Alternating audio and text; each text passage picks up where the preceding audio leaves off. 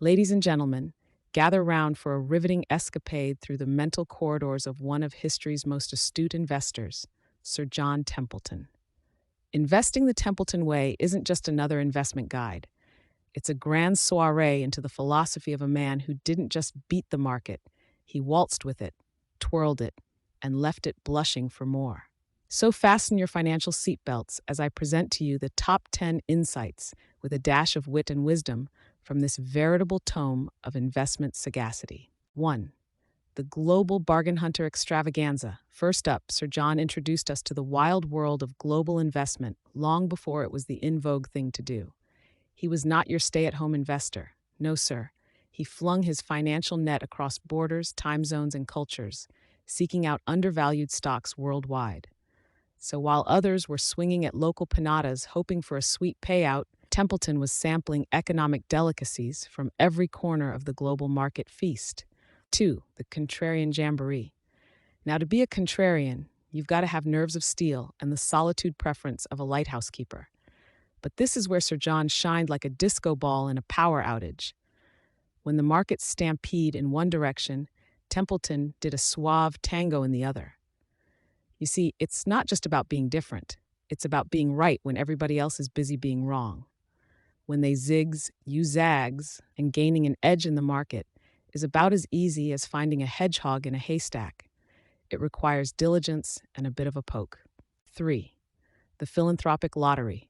Unlike winning the lottery, where the odds are about as favorable as a snowball's chance in a microwave, Templeton's method was like planting a garden.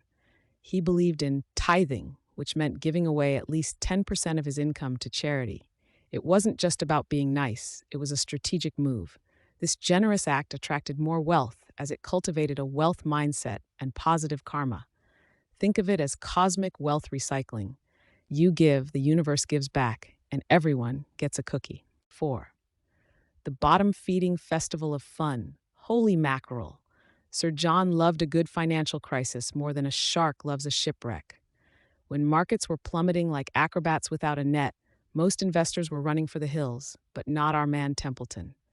With a twinkle in his eye, he'd be scooping up shares faster than a squirrel with a golden nut opportunity.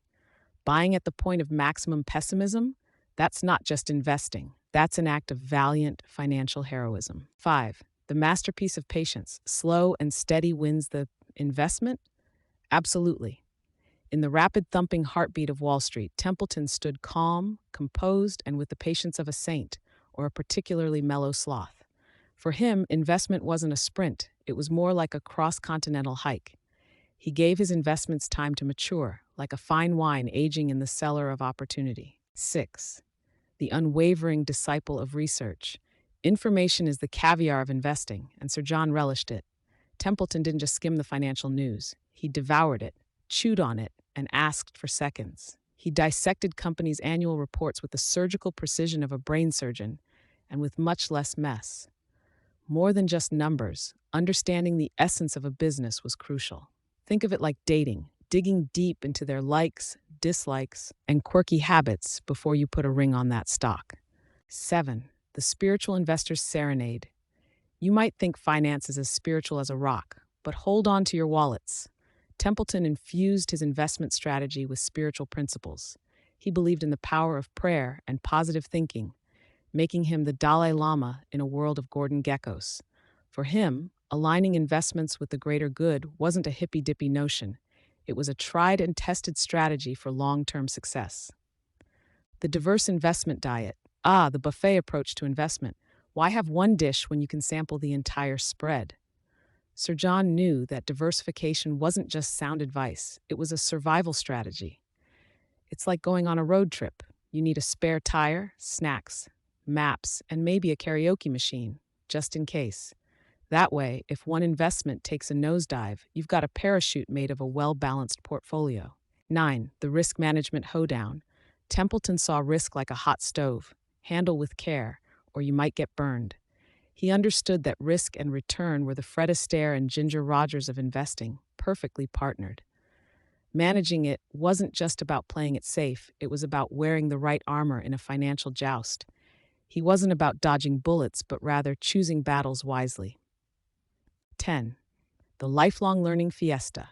Lastly, Templeton treated learning like it was going out of style, which, of course, it never does. He was a voracious learner, absorbing every morsel of knowledge he could find. In his view, an investor who stops learning starts losing. He made self-education the bedrock of his strategy, eager to remain a student to the whims of the market. In the symphony of the stock market, Sir John Templeton was a maestro, conducting with a mix of rigorous analysis, stoic discipline, and a dollop of divine intuition. His approach was less about a secret sauce and more about a gourmet blend of wisdom, patience, and understanding. As we bid adieu to this enlightening exploration of Investing the Templeton Way, let us remember that, like all great recipes, investment success is part technique, part art, and part knowing when to savor the fruits of your labor.